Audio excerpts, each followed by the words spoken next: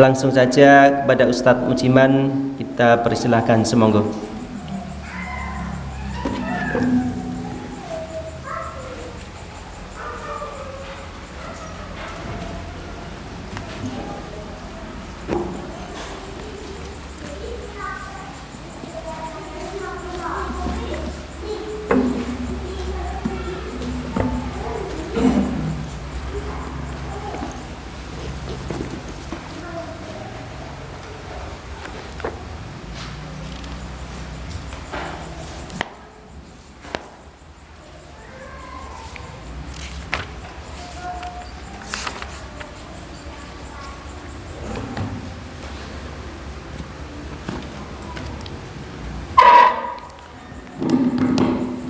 Assalamualaikum warahmatullahi wabarakatuh.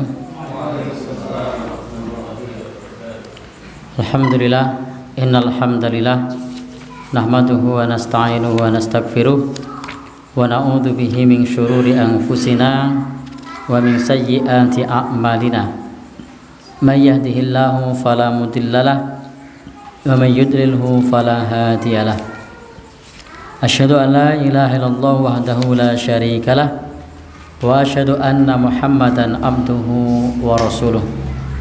Allahumma salli wa sallim ala rasulika wa habibika Muhammad ibn Abdillah wa ala alihi wa sahbihi wa man ittaba'a huda wa jahada fi sabilihi ila yaumiddin, amma ba'du. Baik Bapak, Ibu, ikhwan dan akhwat sekalian yang berbahagia, pertama-tama kita panjatkan puji dan syukur kehadiran Allah yang masih melimpahkan kepada kita rahmat dan hidayahnya.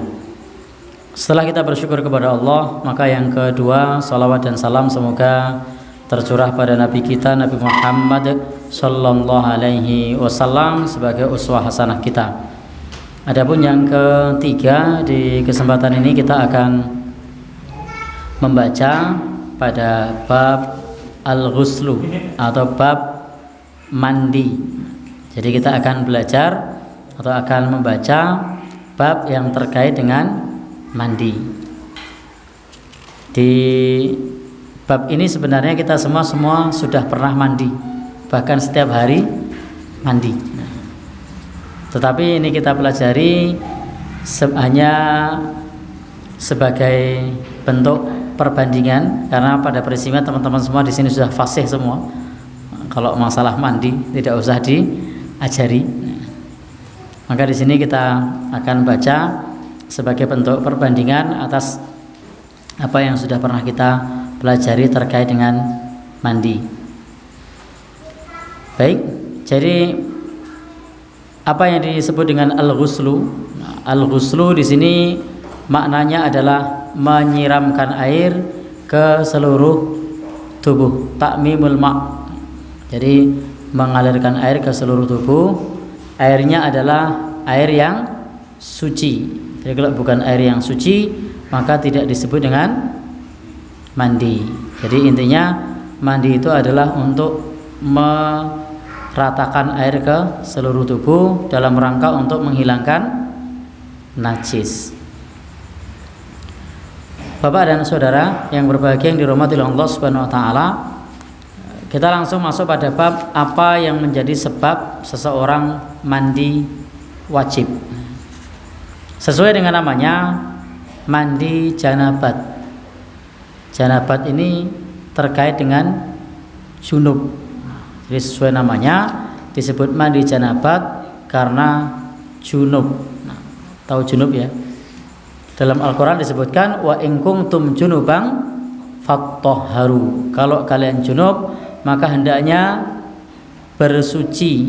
Cara bersucinya bagaimana? Mandi. Tetapi baru kemudian mandi ini bisa tidak dilakukan kalau tidak ada air. Falam tajidu ma'an fatayammamu sha'idan thayyiba. Kalau tidak ada air, maka bisa bertayamum dengan debu yang baik atau debu yang suci. Di sini juga ayat yang menjelaskan tentang mandi ini juga mendapatkan satu hikmah lain.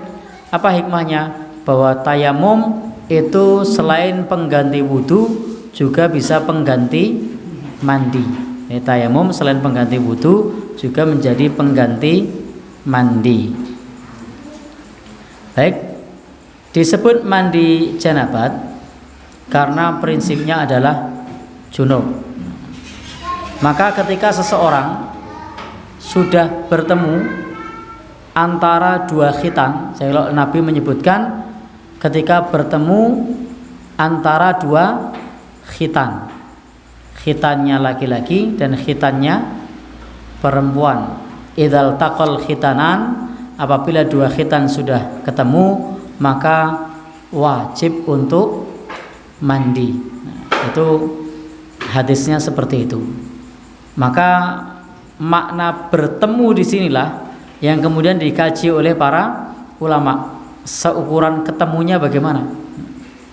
Karena di situ disebutkan idzal taqal khitanan. Jika dua khitan sudah saling bertemu, maka wajibal ghusl, maka wajib untuk mandi. Sebagai pembuka, maka sebab-sebab mewajibkan mandi ini adalah orang yang sudah mukallaf. Mukallaf itu sudah kena kewajiban ibadah. Maka orang yang mungkin bisa junub itu orang yang sudah mukallaf. Karena ukuran mukallaf itu adalah junub atau mimpi basah. Maka kalau belum mimpi basah, belum dianggap mukallaf. Mukallaf itu seseorang sudah dibebani hukum syariat, sudah kena kewajiban menjalankan aturan agama, itu disebut dengan mukallaf. Maka orang yang belum mukallaf itu tidak junub, karena mukallaf ukuran orang junub. Dan itu beda-beda. Ada yang usianya masih dini, ada yang sudah, ada yang terlambat. Kalau saya dulu termasuk terlambat. Maklum wong desa itu kan. Ya. Kalau yang teman-teman di sini saya tidak tahu ini termasuk yang terlambat atau termasuk yang cepat. Karena ada yang awal, ada yang akhir. Baik. Maka prinsipnya sebagaimana yang dikutip di kitab ini bahasanya vulgar banget, ini saya baca apa enggak ini? Saya agak bingung bacanya karena bahasanya vulgar. Ketika nyun sewu, kepala organ seksual itu masuk ke dalam kubul, pemilihan bahasanya memang harus hati-hati di sini. Apalagi di sini banyak anak kecil juga. Maka ketika itu sudah masuk, maka sudah mewajibkan untuk mandi. Jadi ketika dia sudah masuk, maka mewajibkan untuk mandi. Baik di situ keluar mani atau tidak keluar mani, maka mandi sudah wajib. Bahkan kalau kita lihat redaksi zahir hadisnya itu tidak harus masuk. Kalau ketemu, ibarat tangan sudah berjabat tangan, maka itu sudah mandi. Tapi kalau di kitab ini sebagai awal, sebagai pembuka, kalau kepalanya, jadi di sini disebut kepalanya. Maka kalau kepalanya itu sudah masuk, maka pada saat itu baik keluar ataupun tidak, maka sudah wajib mandi. Jadi teman-teman semua yang berbahagia, yang dirahmati Allah, mohon maaf nih untuk yang belum menikah. Sudah nikah semua ya? Ada yang belum? Yang mana? Mas Agus yang kena. Baik. Sudah wajib mandi ya ketika, meskipun hanya baru kepalanya, meskipun gagal, artinya tidak jadi keluar mani, maka mandi sudah wajib. Dan dalam kehidupan berumah tangga, hal yang semacam ini bisa saja terjadi. Tiba-tiba ada tamu, Assalamualaikum, apa yang akan dilakukan? Lanjut pura-pura tidak ada orang, bohong namanya. Itu bohong perbuatan. Nemoni tamu, nah, ya, maka kemudian gagal. Maka ulama mazhab menetapkan beberapa syarat wajibnya mandi karena terjadinya pertemuan ini. Jadi menetapkan beberapa syarat karena terjadinya pertemuan ini. Yang pertama adalah ulama mazhab Hanafi. Jadi ulama mazhab Hanafi ini baru diwajibkan mandi jika kepalanya sudah tenggelam. Jadi kalau kepalanya belum tenggelam, maka belum wajib mandi. Jadi ukurannya adalah kepalanya sudah tenggelam. Dan tenggelamnya tanpa penghalang yang tebal. Jadi tenggelamnya tanpa penghalang yang tebal. Kalau penghalangnya tipis, maka itu sudah dianggap ketemu. Jadi kalau misalnya ada penghalang tebal, maka belum dianggap ketemu. Kalau penghalang yang tipis, ini seperti alat kontrasepsi. Nah, maka itu sudah dianggap bertemu karena penghalangnya tipis. Nah, ini materinya 17 ke atas banget ya. Iya. Baik. Ini gimana nih? Dibaca apa ora ya? Maka baik laki-laki maupun perempuan, keduanya sudah wajib mandi menurut mazhab Hanafi jika kepalanya sudah tenggelam. Dan ini keluar mani ataupun tidak. Dan keduanya disyaratkan harus sudah balik. Jadi keduanya disyaratkan harus sudah balik. Kalau belum balik, maka tidak masuk hitungan. Jadi yang masuk hitungan adalah tenggelam kepalanya, yang kedua tidak ada penghalang, yang ketiga sudah balik. Maka ini pandangan di dalam mazhab Hanafi. Maka wajib mandi atas orang yang sudah balik. Maka untuk balik di sini tidak bisa dipatok dengan umur. Tidak bisa dipatok dengan umur. Karena di setiap tempat pergaulan juga pengaruh orang tersebut menjadi paham mengenai bab masalah hubungan suami istri. Kemudian juga penulis kitab ini menyebutkan bahwasanya di dalam mazhab Hanafi, kalau salah satu dari dua orang tersebut itu adalah orang yang belum balik, maka yang belum balik itu belum kena kewajiban mandi, dengan catatan baru kepalanya loh. Maka ini belum ada kewajiban untuk mandi karena belum balik. Baik ini anak laki-laki maupun anak perempuan sama saja kalau dia belum balik.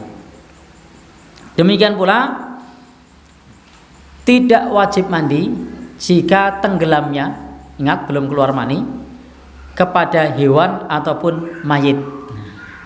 Jadi saya melihat bahwasanya fikih yang dibahas sekian abad yang lalu itu sudah membahas bab yang seperti ini, yang di era kita saat ini kadang sering terjadi yang kasus yang aneh-aneh. Manusia ke hewan, bahkan pembunuhan manusia ke mayit. Sehingga pengadilan pun kadang menghukuminya agak kerepotan. Karena kalau kemudian terjadi pembunuhan lalu kemudian terjadi penetrasi, apakah dia dihukumi double atau hanya pembunuhan saja karena obyeknya sudah mati. Itu lain halnya kalau kemudian terjadi pemaksaan lalu kemudian pembunuhan, maka ganda. Tapi kalau dibunuh dulu, nah maka di situ pengadilan pun menjelaskannya itu bingung harus seperti apa. Maka Bapak dan Ibu, ikhwan dan akhwat sekalian yang berbahagia yang dirahmati oleh Allah Subhanahu wa taala, sehingga ketika tenggelamnya itu kepada hewan ataupun kepada mayit, maka tidak wajib mandi. Demikian pula kalau khunsa. Tahu khunsa? Khunsa itu bukan laki-laki, bukan perempuan. Apa? Ya, semacam itu. Itu namanya khunsa. Maka tidak wajib mandi baik atas pelaku maupun objek, dengan catatan belum keluar mani. Jadi ternyata di fikih sampai membahas seperti itu. Terlepas ini hukumnya haram atau halal, yang pasti hukumnya tetap haram. Tetapi kewajiban mandi itu gugur karena tidak keluar mani. Dan itu jika objeknya adalah tadi hewan, mayit, kemudian apa yang terakhir? Khunsa. Maka jika belum keluar maka tidak wajib mandi. Tapi beda kalau terjadi antara laki-laki dan perempuan. Kalau terjadi antara laki-laki dan perempuan, maka sudah wajib mandi meskipun tidak keluar. Sehingga di dalam mazhab Hanafi bisa kita pahami wajibnya mandi ini syaratnya kepalanya tenggelam. Yang kedua, sudah balik. Yang ketiga, tanpa penghalang. Yang keempat, bukan mayit, bukan hewan, bukan khunsa. Nah, itu baru wajib. Dengan catatan kalau tidak keluar mani. Kalau keluar mani, apapun sasarannya, apapun objeknya, tetap wajib mandi. Baik, Bapak dan saudara yang berbahagia yang dirahmati oleh Allah Subhanahu wa taala. Jadi kita tidak menyangka kalau dalam kitab fikih zaman dulu ternyata membahasnya sudah sangat detail. Yang bahkan kita yang hidup di zaman kita ini tidak kepikiran untuk membahas yang sedetail itu. Dan saya ketika ngisi taklim atau kajian itu belum pernah ada yang tanya terkait dengan hal yang seperti ini. Jadi belum pernah ada yang tanya. Kalau ketemunya bagaimana, seperti apa, syaratnya apa, itu belum pernah ada yang tanya. Ya. Tapi ternyata dalam kitab fikih itu sudah dibahas. Di sini juga banyak teman-teman ustadz yang lain yang sudah malang melintang di sini. Coba ada yang ditanya enggak? Mas Nur pernah? Mas Mahmudi pernah? Belum. Jadi atau ustadz yang lain? Ustadz Bowo? Enggak pernah ditanya juga? Baik. Ini di belakang juga ada teman-teman ustadz banyak di sini. Ya? Oh ya. Ternyata belum pernah ditanya. Padahal ternyata di fikihnya sudah dibahas sampai seperti itu. Yang kedua, ulama madhab Syafi'i. Ini tadi kita bahas baru pada topik awal, yakni ketika kapan kita diwajibkan mandi. Yang pertama saat junub, baik keluar mani ataupun tidak. Jika tidak, maka ada syaratnya menurut mazhab Hanafi. Yang kedua adalah wajibnya mandi menurut ulama mazhab Syafi'i. Ini sama jika sudah tenggelam. Jadi jika sudah tenggelam, dan ini wajib mandi atas pelaku dan objeknya. Jadi kedua-duanya, laki-laki maupun perempuan, semuanya wajib mandi, baik sudah balik ataupun belum. Jadi dalam mazhab Syafi'i tidak dibedakan dia balik ataupun belum, dia ngerti atau tidak ngerti, paham atau tidak paham, maka wajib untuk mandi jika kepalanya telah tenggelam, baik balik atau belum. Maka kalau belum bagaimana? Wali dari orang yang belum balik wajib memerintahkan untuk mandi. Jadi wali dari yang belum balik wajib memerintahkan untuk mandi. Naudzubillah, ketika terjadi pelecehan dari orang dewasa ke anak-anak, maka orang tuanya wajib memerintahkan kepada anak-anak tersebut untuk mandi. Walinya bisa orang tuanya, kakaknya, adiknya, saudaranya, memerintahkan untuk mandi jika itu terjadi meskipun dia belum balik. Karena di era kita saat ini yang kemaksiatan ada di mana-mana, godaan syahwat itu sangat luar biasa. Seringkali hal-hal yang semacam itu terjadi tanpa diduga sebelumnya. Maka jika hal yang semacam itu terjadi, walinya hendaknya mengingatkan kepada anak tadi untuk mandi. Meskipun jelas di sini secara psikologi juga ada trauma, tetapi mandi tersebut dalam mazhab Syafi'i tetap diwajibkan meskipun tadi dalam posisi ketakutan, trauma, apalagi selain trauma, bingung karena dia belum paham kenapa saya disuruh mandi misalnya, maka tetap dianjurkan untuk mandi meskipun dia ndak dong karena anaknya belum balik. Tapi kalau anak sekarang itu walaupun belum balik rata-rata sudah paham, karena pergaulan sekarang berbeda dengan zaman dulu. Bapak dan saudara yang berbahagia yang dirahmati Allah, saya jadi ingat dulu saya ketika sudah SMP itu nonton layar tancap di lapangan. Orang-orang dewasa itu pada sorak-sorak. Saya bingung kok sorak apa. Setelah saya sekarang kemudian yang di layar tancap itu ditayang di TV, saya ngelihat, oh pantas orang dulu pada sorak-sorak kayak gini gitu. Saya enggak dong itu dulu, padahal saya sudah SMP. Dan sekarang anak-anak SD itu udah paham. Berarti saya dulu kuper banget ya. Sudah SMP tapi enggak paham. Ya. Ya maklum dulu tontonannya enggak kayak gitu. Begitu di lapangan ada layar tancap, waktu itu pil kita bungkus abang itu sponsornya. Nah, kemudian kita datang ke sana nonton sama ada bapak-bapak, ibu-ibu semuanya kan kumpul di lapangan jadi satu. Zaman saya kecil ya, bukan bioskop. Jadi saya enggak ngerti itu apa bioskop. Taunya cuma layar tancap. Begitu di layar tancap tiba-tiba begitu ada tayangan tertentu semua orang sorak-sorak, gitu kan. Nah, macam-macam tuh komennya. Saya bingung, ngapain ya? Ikut sorak aja padahal enggak tahu.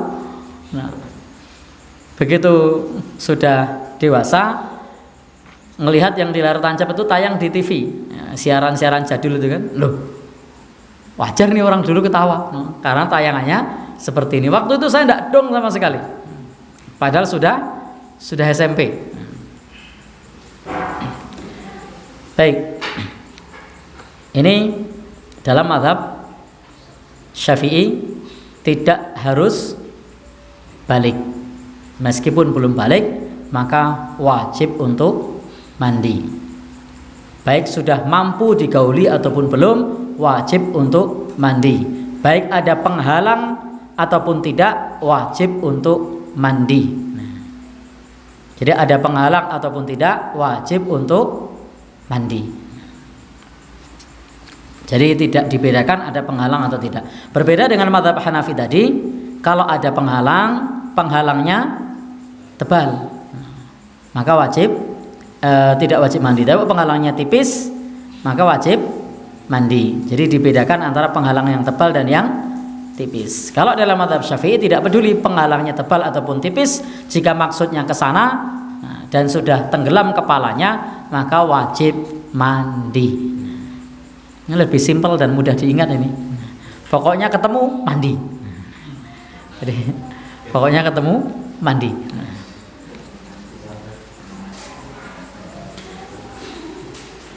Dan ini juga di dalam mazhab Syafi'i tidak peduli apakah korbannya itu manusia atau binatang. Jadi misalnya korbannya kambing, wajib mandi. Lah ini ditulis seperti itu.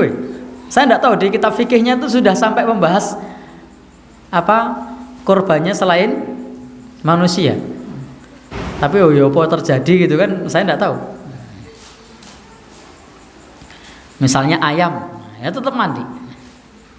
Nah di sini disebut baik korbannya itu manusia atau binatang, hidup ataupun mati, maka tetap wajib mandi meskipun tadi belum keluar mani.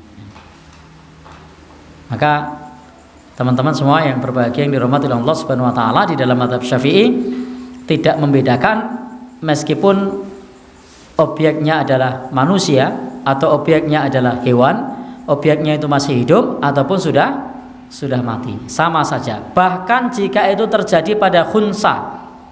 Tahu khunsa? Nah, saya mau menggunakan istilah itu khawatir ada yang tersinggung, jadi khunsa gitu ya. Baik. Maka tetap wajib untuk mandi. Meskipun itu kalau khunsa itu dilakukan tidak di kubul, tidak di depan, tapi biasanya di belakang. Maka sama, tetap wajib mandi. Sehingga sangat mudah diingat apa yang disampaikan di dalam mazhab Syafi'i. Maka teman-teman semua yang berbahagia yang dirahmati oleh Allah Subhanahu wa taala, dan jika itu terjadi pada bagian depan maka tidak wajib mandi. Jadi laki-laki kepada khunsa tapi bagian depan, maka itu tidak wajib mandi. Jadi itu perang itu. Ya, maka ini tidak wajib mandi. Tapi kalau belakang maka wajib mandi. Baik. Bapak dan saudara yang berbahagia yang dirahmati oleh Allah Subhanahu wa taala,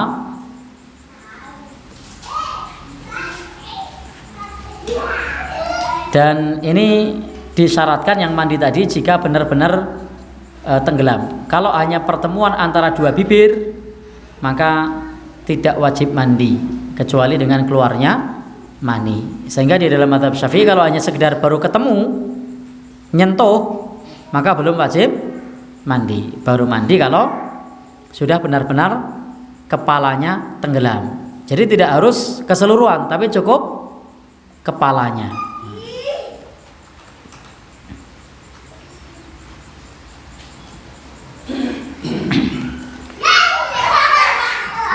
Baik Bapak dan Saudara, yang ketiga ulama madhab Maliki. Ulama madhab Maliki. Untuk ulama madhab Maliki ini lebih simpel dan lebih mudah untuk diingat. Kalau di madhab Syafi'i tadi sudah simpel, maka madhab Maliki ini insya Allah juga lebih simpel dan mudah untuk diingat. Bahwa wajibnya mandi itu ketika kondisi junub, dan wajibnya mandi terjadi dengan adanya nyun sewu bagian kepalanya sudah tenggelam, baik laki-laki, perempuan, waria atau binatang atau apapun, maka itu wajib mandi. Objeknya dalam keadaan hidup maupun mati, mampu melakukan itu ataupun tidak mampu. Jadi mampu melakukan ataupun tidak mampu melakukan. Apa istilahnya? Lemah syahwat. Yang lain istilahnya apa? Nah, itu istilahnya. Saya tidak tega nyebutnya. Nah, gimana? Maka tetap wajib mandi jika kepalanya sudah tenggelam. Baik paham ataupun tidak paham. Baik yang mukallaf sudah balik ataupun belum, baik pelaku maupun korbannya tetap wajib mandi, meskipun anak kecil. Jadi itu wajib mandi. Baik teman-teman semua yang berbahagia yang dirahmati oleh Allah Subhanahu wa taala. Oh ya, saya koreksi. Mandi ini wajib atas objek yang mukallaf. Nah, jadi harus mukallaf, sama dengan madhab Hanafi tadi. Kalau anak kecil maka tidak wajib mandi. Jadi harus mukallaf, disyaratkan balik, sama dengan madhab Hanafi. Sehingga kalau misalnya ada anak kecil maka tidak wajib mandi, sama dengan madhab Hanafi. Kalau anak kecil tidak wajib mandi, kecuali jika memang keluar mani, maka dihukumi sebagaimana junub. Meskipun di dalam hal ini, meskipun sudah melampaui batas khitan, maka dia belum wajib mandi. Kalau itu anak anak kecil atau belum balik. Maka jika tidak terdapat penghalang, kemudian ada rasa nyaman, maka di dalam hal ini sebagaimana yang disebutkan oleh Rasulullah Shallallahu Alaihi Wasallam, wajibal ghuslu, maka wajib mandi. Jadi kalau misalnya tadi ada rasa nyaman dan melebihi dari batas kepalanya, maka di situ wajib mandi. Kecuali kalau terjadi pada anak yang belum balik. Sekarang yang terakhir dari pembahasan terkait wajibnya mandi karena junub. Mazhab Hanafi sudah, mazhab Syafi'i sudah, mazhab Maliki sudah, berikutnya adalah mazhab Hambali. Teman-teman semua yang berbahagia yang dirahmati oleh Allah Subhanahu wa taala, untuk mazhab Hambali jika sama ya, ukurannya sama. Jadi 4 mazhab ukurannya sama, kepala. Jadi ukurannya sama, kepala. Kalau sekedar di antara 2 bibir, maka tidak wajib mandi kecuali keluar mani. Jadi intinya kepala. Bukan kepala ini ya. Tapi kepala yang sudah kita pahami bersama. Kalau teman-teman yang online mungkin enggak, yang langsung kena potongannya Mas Agus enggak paham kepala apa gitu. Tapi kalau yang di sini kan ngikuti dari awal. Maka apabila kepalanya sudah terbenam, baik depan maupun belakang, jadi baik depan maupun belakang, depan itu namanya kubul, belakang namanya dubur. Kalau sudah tenggelam di sana tanpa ada penghalang, maka wajib mandi. Ini wajib mandi. Tapi kalau ada penghalang, maka tidak wajib mandi. Jadi harus tidak ada penghalang. Tapi kalau ada penghalang meskipun tipis, maka tidak wajib mandi, pelaku atau objeknya. Jadi kalau penghalangnya tipis,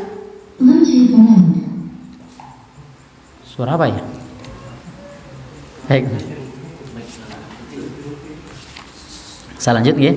Jadi kalau ada penghalang meskipun tipis, maka dia belum wajib mandi kalau dalam mazhab Hambali. Yang jelas belum keluar mani. Maka jika laki-lakinya umurnya kurang dari 10 tahun dan perempuan tidak kurang dari 9 tahun, maka di sini sebagai ukuran yang disebutkan oleh ulama mazhab Hambali itu menggunakan kriteria umur. Jadi umurnya 10 tahun kalau laki-laki, perempuan 9 tahun. Maka mandi sudah wajib dengan terbenamnya khitan, meskipun objeknya apa saja, bisa manusia, bisa hewan, bisa mayit, tetap wajib mandi. Maka Bapak dan teman-teman semua yang berbahagia yang dirahmati oleh Allah Subhanahu wa taala, tetapi di sini ada perbedaan kalau misalnya khunsa. Ada khunsa kepada selain khunsa, maka tidak wajib mandi atas mereka berdua. Jadi kalau khunsa, maka tidak wajib mandi atas khunsa dan kurbannya. Adapun selain khunsa, maka wajib untuk mandi atas keduanya. Maka ini sudah dipastikan bahwasanya itu memang terjadi. Baik, memang pembahasan hal yang semacam ini sesungguhnya sesuatu yang di dalam fikih itu tidak terlalu penting untuk dibahas. Tetapi di kitab ini itu dibahas sebagai perbandingan antara madhab yang satu dengan madhab yang lain. Kata kuncinya sebenarnya sederhana. Ketika terjadi pertemuan antara dua khitan dan para ulama memahami pertemuan tersebut kepalanya tenggelam, itu kata kuncinya yang semua ulama sama. Adapun kemudian rinciannya berbeda-beda, itu tadi seperti yang sudah kita sampaikan. Sehingga tidak perlu kemudian teman-teman semua ketika ada kajian di rumah lalu kemudian ini disampaikan, sebenarnya tidak perlu. Kenapa? Karena memang faedahnya justru kalau jamaahnya pemuda ini malah jadi pikirannya ngombro-ombro. Beruntung di sini jamaahnya semua sudah berkeluarga. Kecuali yang belum. Ya. Jangan ngapain loh Mas Agus. Baik. Sebab yang kedua. Sebab yang pertama wajib mandi karena tadi terjadi pertemuan. Sebab yang kedua, keluarnya mani. Baik laki-laki maupun perempuan. Jadi kalau keluar mani ini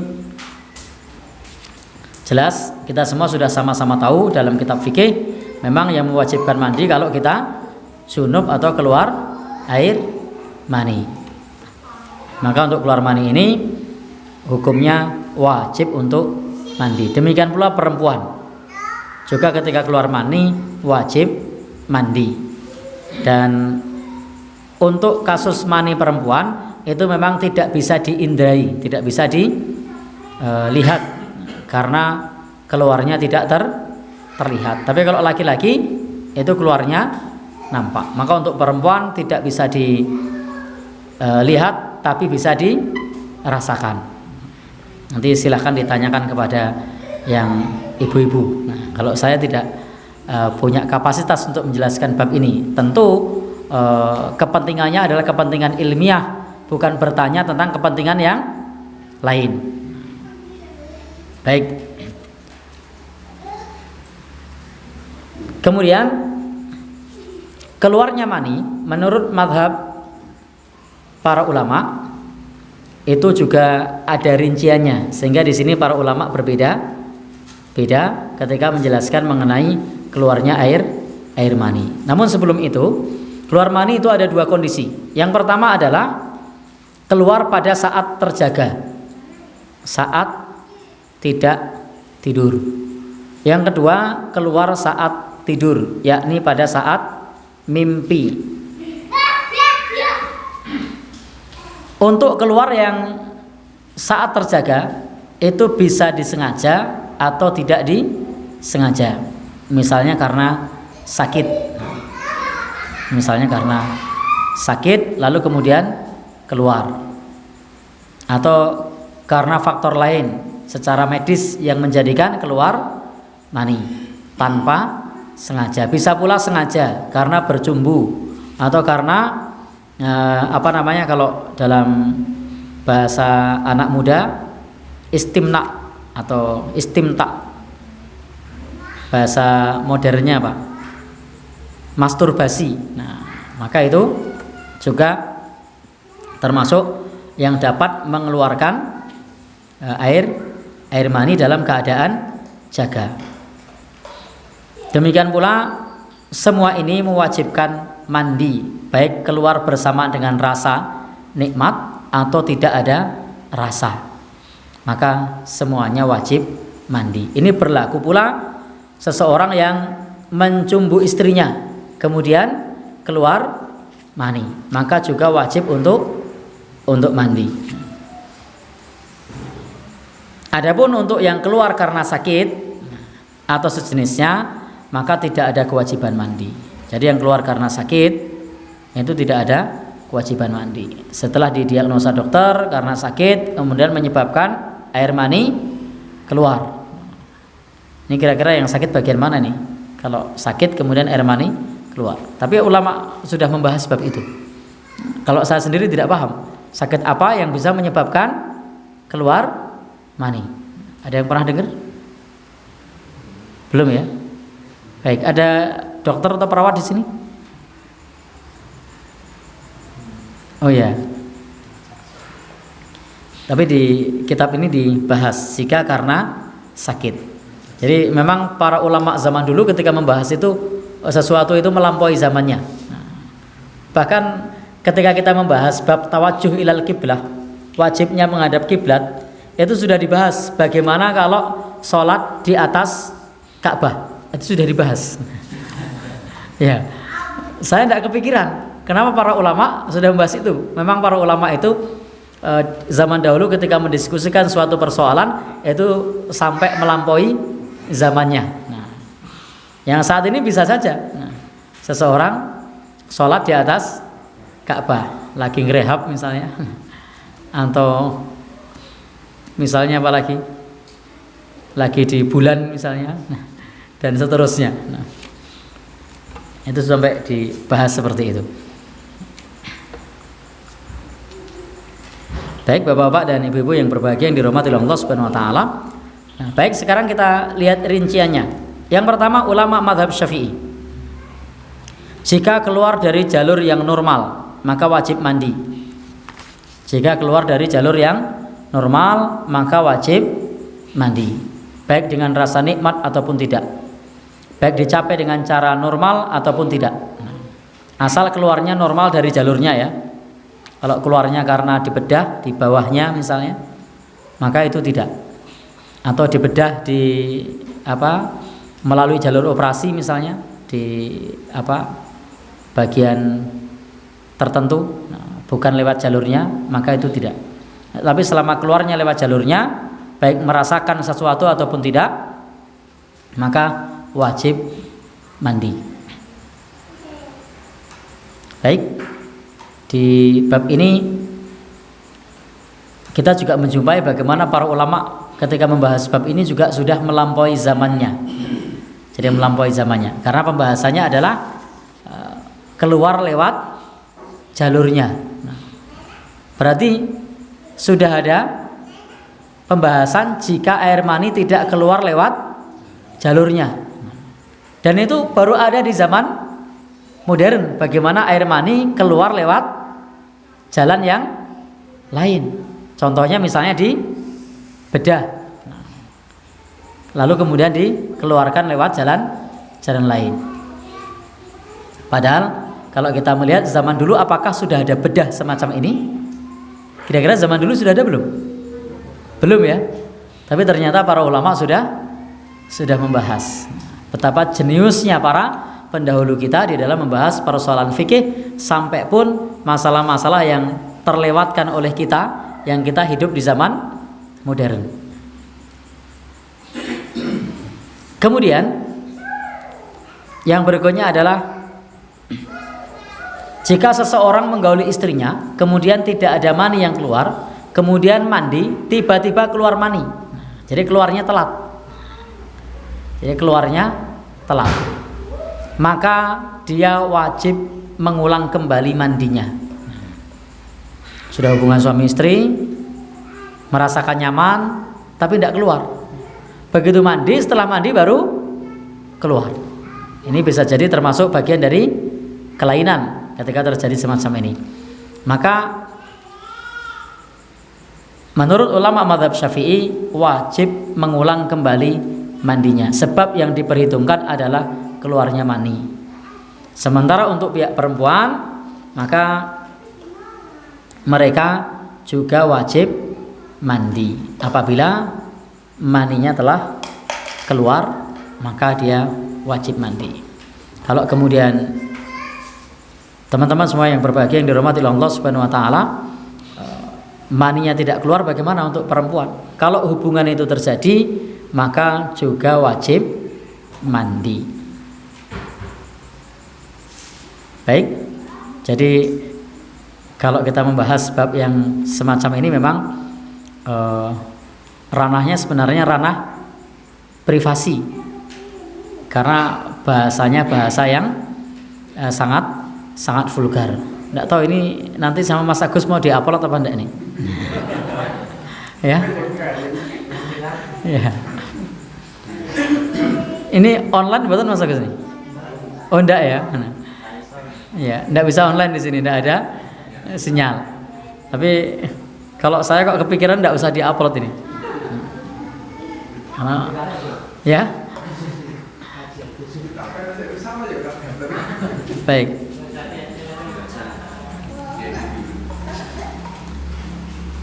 Jadi prinsipnya kalau maninya belum keluar sebelum mandi, maka ia tidak wajib mandi, sebab yang keluar dari kemaluannya itu hanyalah air mani laki-laki. Maka kalau air mani laki-laki itu sudah keluar, maka kita wajib mandi. Kalau belum keluar, maka belum wajib mandi. Ini ukurannya untuk perempuan dalam mazhab Syafi'i. Jadi yang diukur adalah air mani laki-laki. Dengan catatan tadi di awal sudah kita bahas tentang hukum kepalanya tadi. Nah, andaikan ternyata kemudian kepalanya sudah penetrasi tadi, kemudian tidak keluar mani, maka untuk perempuan sebagian ulama mazhab Syafi'i menjelaskan tidak mengandung konsekuensi jika tidak keluar. Tetapi kalau keluar maka mengandung konsekuensi. Tapi insya Allah yang kuat apa yang disampaikan di dalam mazhab Syafi'i adalah kalau sudah ketemu maka itu sudah wajib mandi. Karena ketika disebut ulama mazhab Syafi'i itu bukan hanya satu ulama, tapi banyak ulama.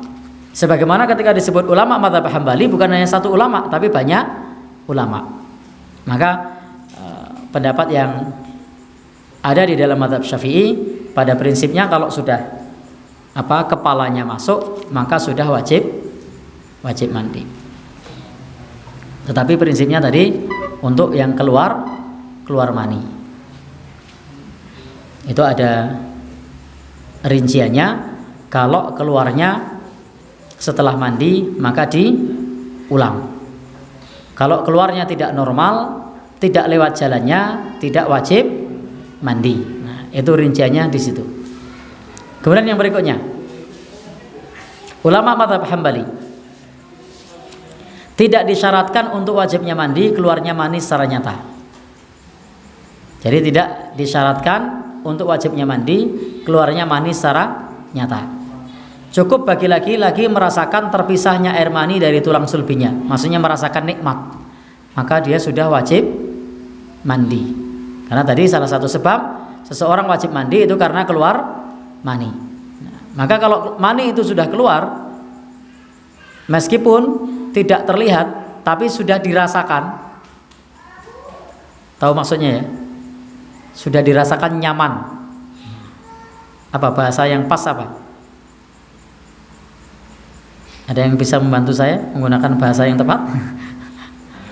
Ya, angel ya. Ini Mas Mahmud ini diam-diam sedang berpikir nih.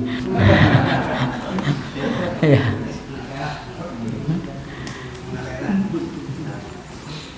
Sehingga tidak disyaratkan untuk wajibnya mandi keluarnya mani secara nyata, tetapi cukup ketika dirasakan. Jadi ketika dirasakan.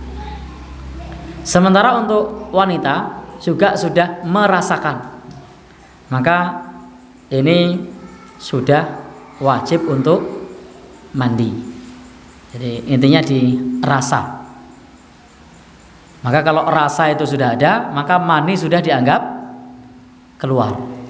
Berbeda dengan mazhab Syafi'i tadi, harus terlihat nyata mani itu keluar. Mani itu keluar. Baik. Kemudian menurut Hanabilah, ketika nampak pada ujungnya saja, maka itu juga sudah wajib mandi, meskipun tidak memancar. Karena air mani itu biasanya sifatnya memancar. Jadi meskipun tidak memancar, itu sudah wajib mandi. Kalau kemudian setelah mandi memancar, maka dia wajib mengulang mandi lagi. Jadi tadi sebelum mandi baru ada di ujungnya, kemudian dia mandi, begitu selesai mandi juga memancar, maka dia mandi lagi. Mandinya ping pindu. Ada yang pernah mengalami begini? Kalaupun pernah tidak usah diceritakan. Ini urusan privasi masing-masing. Jika tidak di dalam bab ini, jika tidak diiringi rasa nikmat, jika kemudian setelah dia mandi kemudian keluar tapi tidak diiringi rasa nikmat, maka tidak wajib mandi. Hanya saja kalau dia berwudu, wudunya batal. Jadi wajib mandi tadi kalau keluar yang kedua. Jadi pertama tadi keluar lewat ujungnya, maka dia wajib mandi. Begitu setelah mandi ternyata keluar lagi. Ternyata keluar yang kedua itu tidak merasa apa-apa, maka yang tidak merasa apa-apa ini sudah tidak wajib mandi lagi, tapi wudunya batal. Tetapi kalau yang keluar yang kedua masih merasakan sesuatu, maka dia wajib mandi. Ini saya ngelihat rinciannya sudah mumet dewe. Karena rinciannya sampai sedetail itu. Gimana? Yang ketiga, ulama mazhab Hanafi. Ulama mazhab Hanafi keluarnya mani dengan salah satu sebab yang menimbulkan rasa nikmat. Jadi kalau dia menimbulkan rasa nikmat sampai bagian keluar kemudian memancar dibarengi syahwat, maka dalam hal ini ia wajib mandi. Jadi kalau keluar dibarengi dengan syahwat, baik karena hubungan ataupun bukan, maka wajib mandi. Maka ketika air mani keluar, maka dianggap syahwat, sehingga dia wajib mandi. Sehingga teman-teman semua yang berbahagia yang dirahmati oleh Allah Subhanahu wa taala, demikian pula kalau kemudian air maninya keluar kembali, maka dia juga wajib mengulang mandi. Sekarang ulama mazhab Maliki. Ulama mazhab Maliki. Apabila mani keluar setelah habisnya rasa nikmat yang normal tanpa hubungan suami istri, maka juga wajib mandi. Baik sudah mandi setelah keluar ataupun belum. Jadi dalam masalah ini ketika keluar setelah habisnya rasa nikmat. Jadi tadi pas nyaman itu tidak keluar. Kemudian setelah itu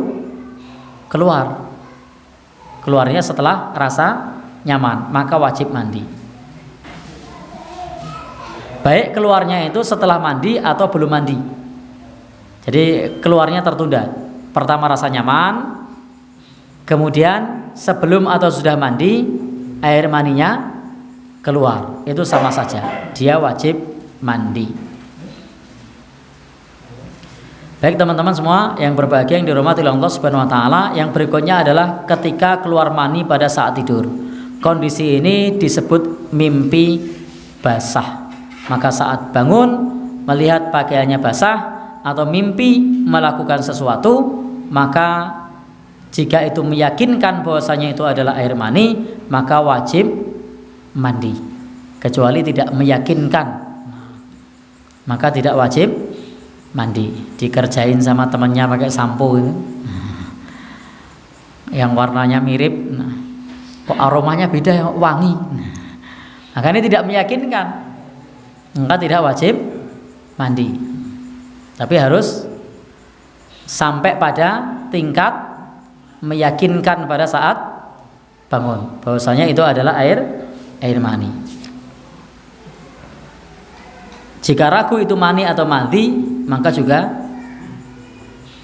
dalam hal ini wajib mandi. Kenapa? Karena barangnya ada.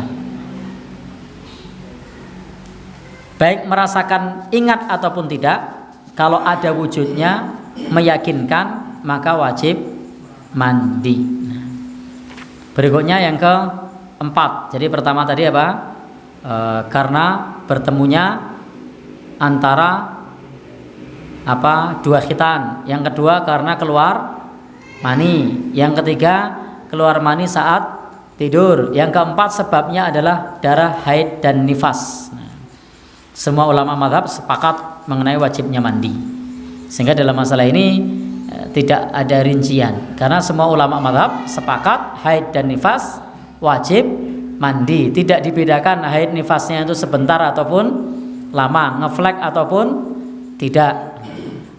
Pokoknya haid dan nifas wajib mandi saat sudah terhenti. Sehingga di dalam bab ini tidak ada pembahasan khusus karena memang para ulama sudah sepakat, tidak ada perbedaan dalam masalah ini. Yang kelima, kematian atau orang meninggal dunia.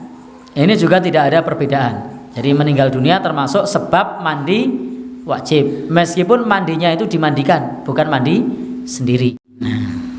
Ora iso soalnya. Ya. Kalau iso malah repot nanti. Viral nanti. Jadi untuk yang kelima, sebab mandi wajib adalah kematian. Kecuali orang yang mati syahid tidak dimandikan. Ini ada pembahasan khusus dalam bab mati syahid. Yang keenam, orang baru masuk Islam dan ia dalam keadaan junub. Adapun jika masuk Islam tidak dalam keadaan junub, maka sifat mandi hanya dianjurkan. Jadi masuk Islam dalam keadaan junub, junubnya sebelum masuk Islam. Jadi ketika dia mau masuk Islam sebelumnya sudah junub, maka wajib mandi. Para ulama sudah membahas ini. Saya tidak tahu terjadi apa enggak. Karena bisa saja orang kafir itu kan tidak ada aturan untuk mandi. Jadi tadi di rumah sama istrinya tiba-tiba kepikiran masuk Islam, datang ke Ustadz, Ustadz saya mau masuk Islam gitu kan. Nah, ternyata dia cerita, oh tadi saya ini, oh mandi dulu. Nah, maka dia wajib mandi karena junub. Meskipun junubnya tadi sebelum masuk Islam, maka tetap wajib mandi. Karena memang di ajaran mereka itu tidak ada kewajiban mandi, sehingga ketika mereka melakukan hubungan ya tidak mandi.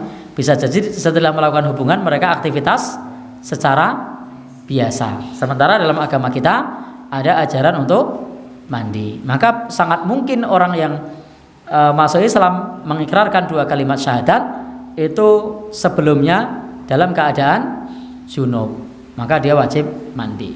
Tetapi kalau tidak junub, maka dia tidak wajib mandi. Mandi untuk orang yang baru masuk Islam itu sifatnya adalah anjuran, sifatnya mustahab. Demikian pembahasan kita untuk sebab-sebab mandi wajib. Tadi sudah kita rangkum. Yang pertama, karena bertemu 2 khitan, tenggelam kepalanya, yang disepakati aja. Adapun rinciannya tidak usah dibahas. Nah, yang kedua, keluar mani saat jaga. Yang ketiga, keluar mani saat tidur. Yang keempat, darah haid dan nifas. Yang kelima, orang yang meninggal dunia. Yang keenam, orang yang kafir baru masuk Islam dalam keadaan junub. Nah, kalau dia masuk Islam tidak junub, mandinya tidak wajib. Billahi taufiq wal hidayah. Wassalamualaikum warahmatullahi wabarakatuh.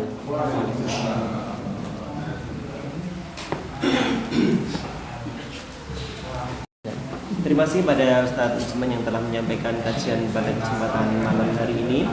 Banyak yang beliau jabarkan daripada ilmu mandi janabah. Namun mungkin masih ada beberapa permasalahan yang kita temui di lapangan. Nanti bisa disampaikan melalui pertanyaan. Untuk bapak-bapak bisa disampaikan secara langsung. Kemudian untuk ibu-ibu pertanyaan bisa ditulis lewat di atas kertas. Nanti akan dijawab langsung oleh beliau Ustadz Musiman. Semoga bapak-bapak Rian monggo. Nggih, Mas Agus monggo. Assalamualaikum warahmatullahi wabarakatuh. Waalaikumsalam.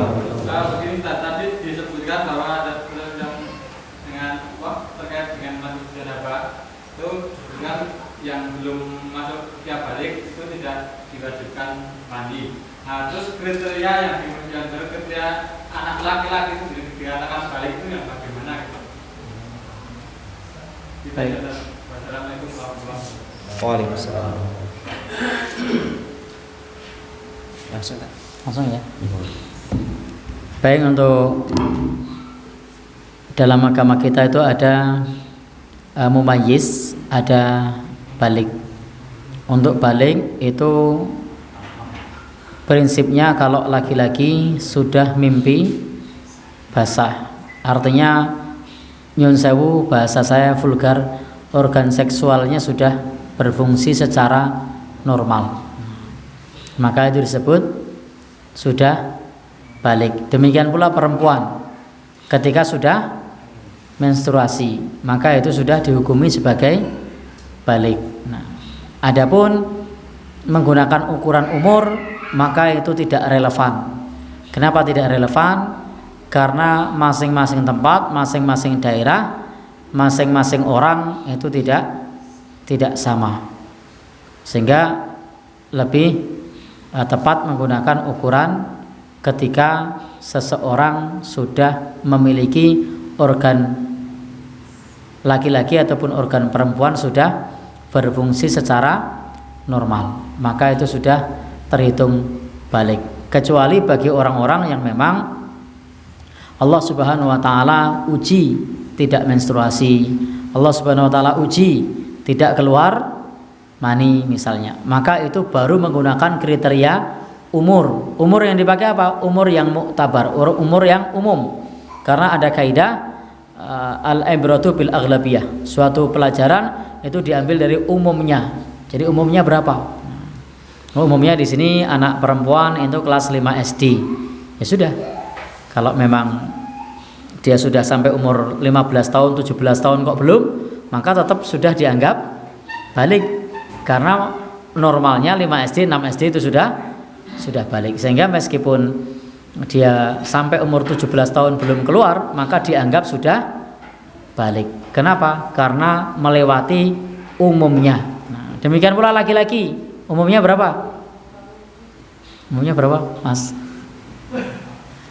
Laki-laki. Ya, yang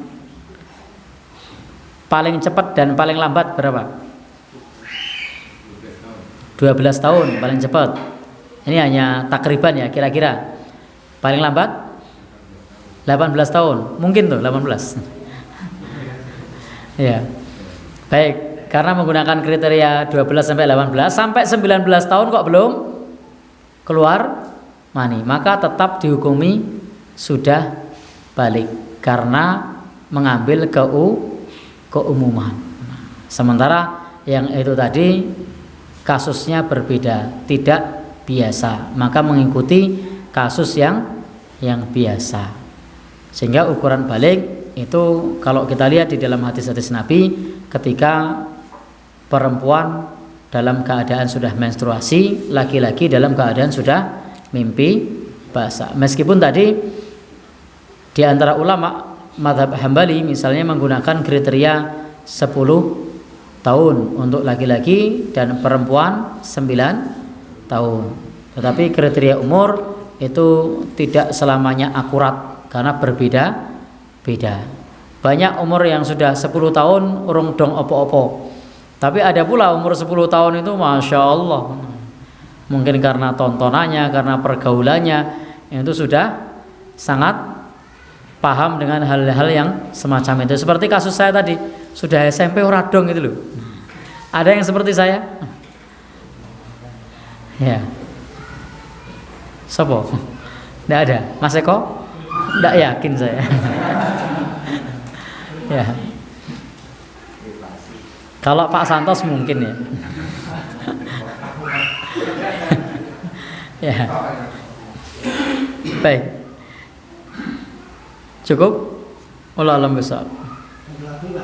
Mandinya itu apa langsung apa posisi Pak?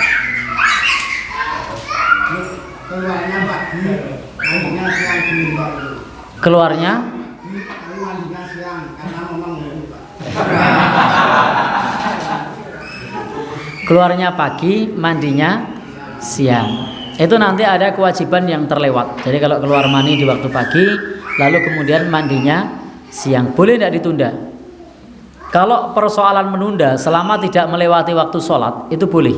Dalam hadis Abu Hurairah, itu ada di Umdatul Ahkam, itu disebutkan saat itu Abu Hurairah dalam keadaan junub, lalu di Fibak ditorik di sebagian jalan di Madinah, itu berjumpa dengan Nabi Shallallahu Alaihi Wasallam. Maka kemudian Abu Hurairah sembunyi. Ketika ketemu Rasul, Abu Hurairah sembunyi. Maka kemudian ketika ketemu Rasul, Rasul bertanya, Aina kunta ya Abu Hurairah? Di mana kamu tadi wahai Abu Hurairah?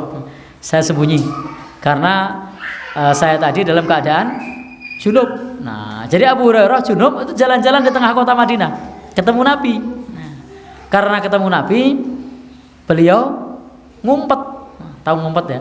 Delik. Nah, karena ketemu Nabi, wah, ini junub ketemu Nabi nih. Nah, lalu kemudian Nabi menyebutkan innal mu'mina lan yanjus. Orang beriman itu tidak najis, kata Nabi. Maka ini menjadi dalil bolehnya menunda mandi junub meskipun jalan-jalan di kota. Nah, karena Abu Hurairah jalan-jalan di kota ketemu Nabi. Lalu kemudian sembunyi. Setelah mandi baru menemui Nabi. Nah, setelah mandi baru menemui Nabi. Tetapi kalau kemudian ditunda sampai melewatkan waktu sholat, nah ini tidak boleh.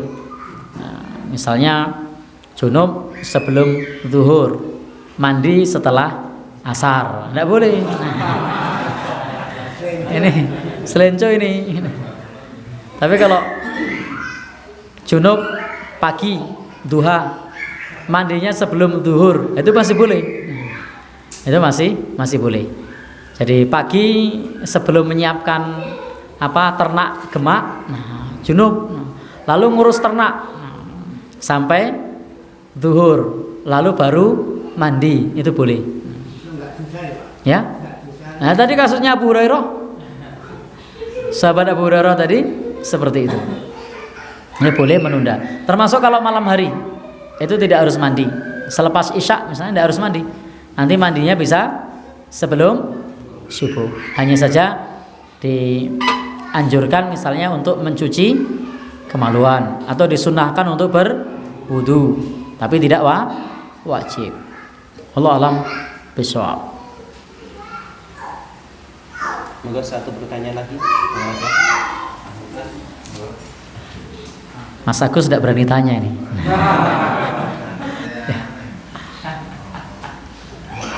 Ya. Tidak ada?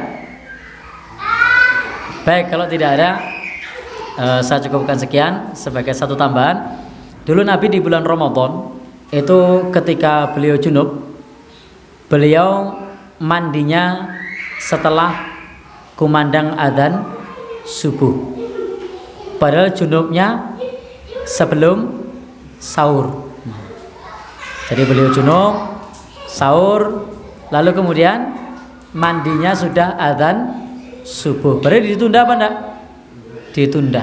Nah, dan beliau mandi bukan karena puasa, tapi karena mau sholat subuh. Ini juga menunjukkan bahwasanya puasa bukan merupakan sebab wajibnya mandi. Bahkan tadi ulama mazhab yang 4 tidak ada satupun yang menyebutkan puasa salah satu sebab wajibnya mandi. Meskipun di masyarakat kita menganggap bahwasanya puasa itu salah satu sebab wajibnya mandi. Masih ada yang punya keyakinan begitu? Begitu sebelum puasa wajib mandi masih ada? Ya. Baik, jadi mau puasa bukan termasuk sebab wajibnya mandi. Wallahu a'lam bishawab.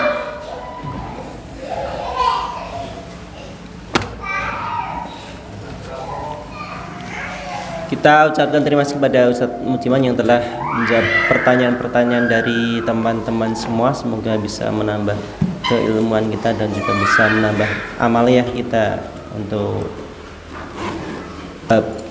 mandi janabah ini. Bapak-bapak, ibu-ibu, ikhwan dan akhwat sekalian rahimakumullah. Untuk acara yang selanjutnya yaitu line-line, mungkin dari pengurus Pak Nur, Pak Sutek. Untuk lain-lain, yang pertama adalah untuk kegiatan tahsin tetap seperti biasanya untuk bapak-bapak setiap malam Kamis dimulai jam 8 dan sampai jam 9. Kemudian untuk ibu-ibu seperti jadwal biasanya Jumat, Sabtu, Ahadnya nanti pengajian ya.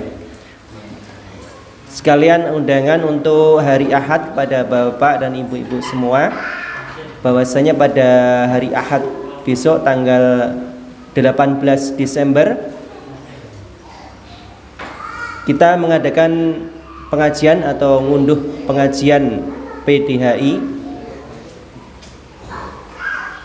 yang akan diselenggarakan di Rumah Quran Al Khair dalam rangka peletaan batu pertama pembangunan gedung Pondok Pesantren Al Khair di sebelah barat sini, di sebelah barat bangunan sini.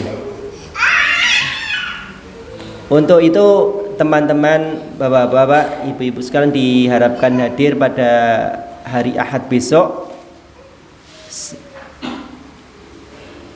sebelum jam 8 sudah ada di sini, karena jam 8 insya Allah bapak-bapak dan ibu-ibu PDAI Persaudaraan Jamaah Haji Indonesia se-Jogja dan sekitarnya insya Allah sudah mulai hadir di sini. Dan untuk